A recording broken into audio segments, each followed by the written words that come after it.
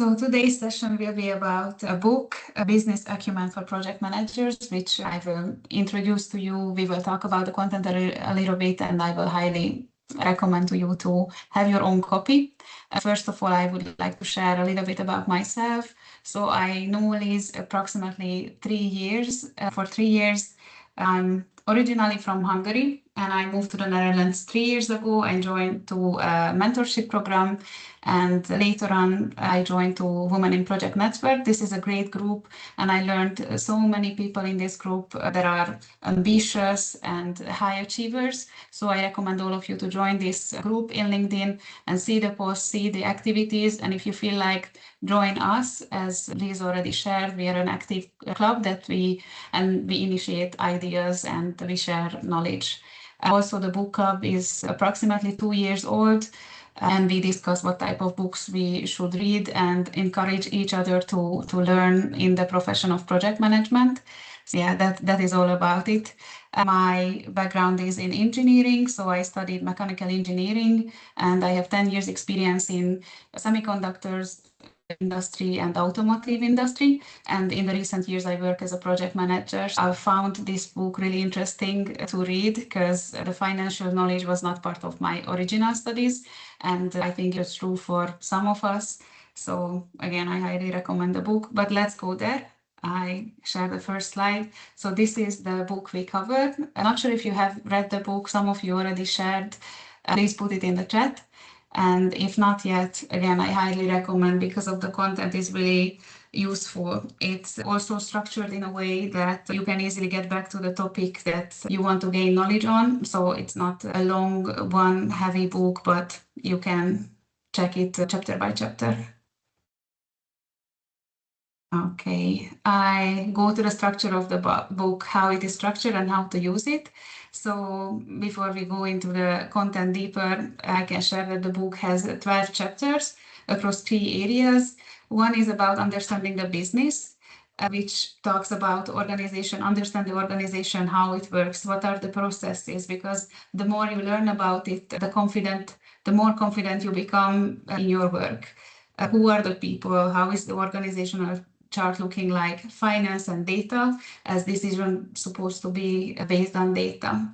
Then we connect to values. So there are chapters that are focusing on markets, products, strategy, and marketing, connecting your project, what you are working on, to the broader scope, which means you don't only focus on the timeline, content, the scope of the project and some risks, but also you understand the impact of, let's say, the schedule delay or what you can achieve in case you pull in the timeline with a month. So having the broader understanding what is going on with proper explanations for project managers. So it's not way too much, it's not less, it's just enough that you can really go to the next level of your career because it explains what we need. And the third group of chapters is acting with business acumen.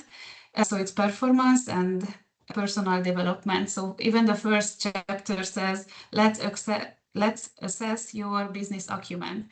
And then it describes many categories that you need to read through and rate yourself where you are. Are you knowledgeable? Are you good? Do you want to develop? I really like this because sometimes we know that there are things we don't know, but we cannot see the whole picture. What are all the things we're supposed to know as project managers? So it makes us act even at the first chapter to understand where we need to develop. So it focuses on you, and it's like a personal mentoring book in this area. So the chapters include topics like decision making, strategy, customer value, and business performance. It helps you to choose make or buy analysis. As I said, I really like this book. And yeah, here is something from the book. Business acumen is understanding how your organization makes money and how your role contributes to it. I think it's really the next level, which sometimes your work buddy, somebody in the new role, doesn't explain to you. Why I love this book, and I already shared, it helps you to go to the next level and understand the business value and connect your work to strategy and outcomes. And the book is very practical. You can come back to the content anytime. What is missing in many project conversations? Sometimes we face with the situation that our stakeholders ask us, what is the impact of certain delay? And it's not enough to share. We have certain amount of delay or we lack some resources, but we need to translate it to the level of their understanding. And if you don't have the right data and you don't guide the decisions, you can even guide stakeholders to the wrong direction with the data what you have available and with the rush or pressure you have. And sometimes the decision lack clarity on impact and risk and value. So this is why it's good to read about and know about these details of a project as well. What is the business acumen for project managers?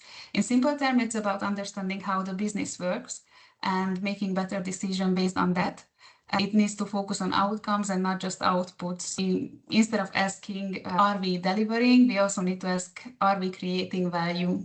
Why business acumen matters, as we just shared. The outputs are delivered, but the outcomes are not clear. So it's not always clear what impact it creates. The decision becomes slow and unclear because people has more and more data. That is something many of you have already experienced, that management holds the decision until they understand more and more. It becomes harder to align with strategy or influence stakeholders. And you have reduced influence on stakeholders. This is where business acumen really makes a difference. So it allows you to step into these conversations with more clarity and confidence. So let's make it practical. Leaders typically think in four things: value, cost, risk, and timing. So if you translate your updates into business impact and outcomes, they can understand you more. So what they are curious about, what changed, this will delay, this impact will, what will it impact, and now what decision or next step. So the impact part is really important to translate it to the language of your stakeholders. Data-driven decision making. So data supports better decision making, as we all know. Maybe you saw the same, that the most useful data falls into few categories: the customer impact, cost, value, risk, and possible options. So the book is very simple on this. You need to have the right data. It's not enough to have data, but the right data. So we need to focus on business value, cost and impact, risk, and options. Ask what decision will this support. And with this question, you can reduce the data you bring to stakeholders and focus on the right data. Connecting projects to strategy. Another key idea in the book is the role of strategy. So it basically gives direction. It tells the organization where to focus and what matters. So for us as project managers, the practical question we can ask is, how does this project actually support the strategy? And if the answer is not clear, then it already means that something needs to be more worked on and specified. So the project needs to be reframed, or there is a gap in alignment. Personally, I have also experienced this before, so I think it's also a really helpful question to ask. So it's a simple and powerful way to increase the impact on the discussions. One of the interesting experience I had before, once we had a big planning meeting with multiple days duration with the critical chain methodology. And sometimes at planning, we could see that there is one resource missing, or with one resource, the activity is on the critical path, but we got the feedback that resource is busy with something else, or we don't have enough resources for that period. So I was asked by the senior project manager to calculate what is the business impact in case this project delays 2 weeks or 4 weeks or 2 months. And with this sense, putting it in our charter in the beginning, we can already explain to resource managers or the management that we can gain so much compared to the price of that one resource for the given period of time. So I believe that this is something very helpful. And what I would like to like in this book about is that helps you how to build your business acumen. So when you understand your company strategy and you know the visions and the goals, you understand the industry trends and learn from other organizations, it can help you to improve. So you can already learn within your organization from the processes. So you need to be curious and you need to be aware. So if you have the possibility to learn through the documentation and through mentoring, through peers, that can really help your business acumen. And as I shared before, the book guides you through the key areas where you need to develop. I go to the next slide, which is about products and customer value. So another important shift here is thinking in terms of product and customer value. Even if you're not working with product development, this is relevant because in the end, most of our projects support something that creates value, either a product or a service or a capability. So we need to focus on delivery. What value are we actually creating and for whom? And if we understand that, we can have a bigger impact. And if it is not clear, it also becomes difficult to justify decisions later. So I believe it's a really good point. And here is an exercise for us. Let's make it a little bit concrete. Think through a project that you are working on, a simple or more complex, and think through who is the customer, what are the problems you are solving with the project, and what are we creating, what is the value. And then if you had a choice, would you build this yourself or buy something? And what factors would influence the decision? What would you tend to build or tend to buy this? What are the details? What is the reason behind building it in your project? What we often see is the value is not really clearly defined, and it is difficult to justify the project itself. You can think through, you can enter it in the chat, but I believe it's a really good exercise to think through, are you fully understanding your project and what value it creates? So who is the customer, what are we solving, and what is the value? Just one question, do you really mean the customer that who pays for it or the user of the product? It's a better way to frame it, user or somebody who, let's say, ordered this deliverable. It is a good point.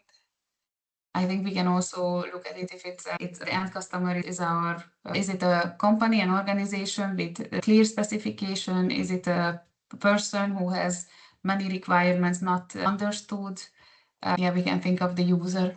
Yes, it's the value created with the project, exactly. So the product that you prepare and yeah, how much you will gain with this release.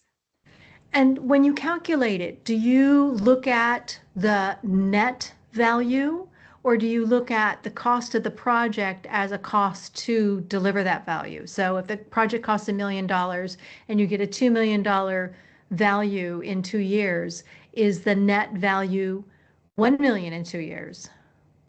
So the book has some detailed explanation how to look at the value. I agree with you. It needs to be calculated, the invested costs and also the return on investment.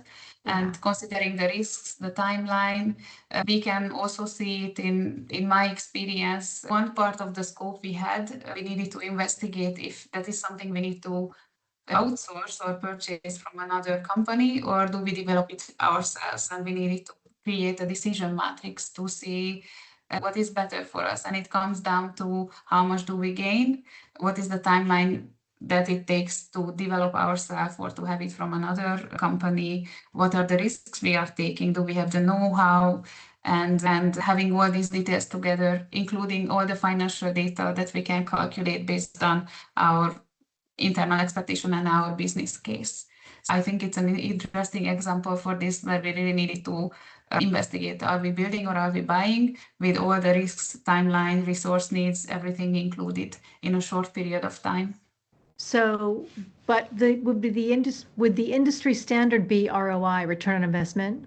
We need to see what the book recommends. In my experience is that there are multiple factors in the business case that we need to look at, yes.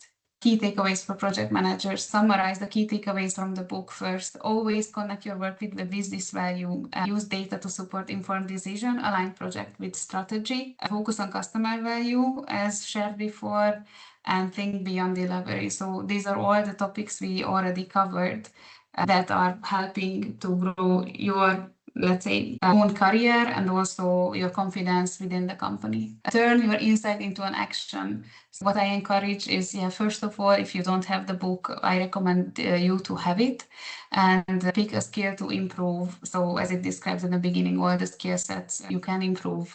Pick something you already drive to action, have habits to start, and pick a person, a mentor to learn from within the organization. If it can be from a marketing group, from the operations group, the more mentoring possibilities you have, the earlier you can improve your career possibilities, and think about how you will increase your impact on business value. And I let it sink in, and then we go to a book exercise. So I can share with you how the book handles it, what type of exercises there are in each chapters.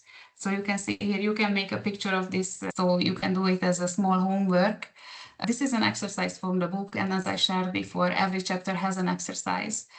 The action the book tells you to do is obtain a copy of a balance sheet from your finance department, and as someone will go over the details with you and explain how it is analyzed.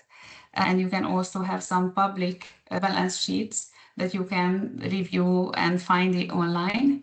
I think this is a good exercise to get into the details and see what you know and what are the details you need to learn from. And when I shared this exercise with Liz, she shared that she has a video to explain this on YouTube. So I put also the link on the QR code here. If you are interested learning already today a little bit more about it, you can use this QR code and see the video about it. Thank you, Emma, for a great presentation, and thank you for listening. See you next time on the Nexus of Learning.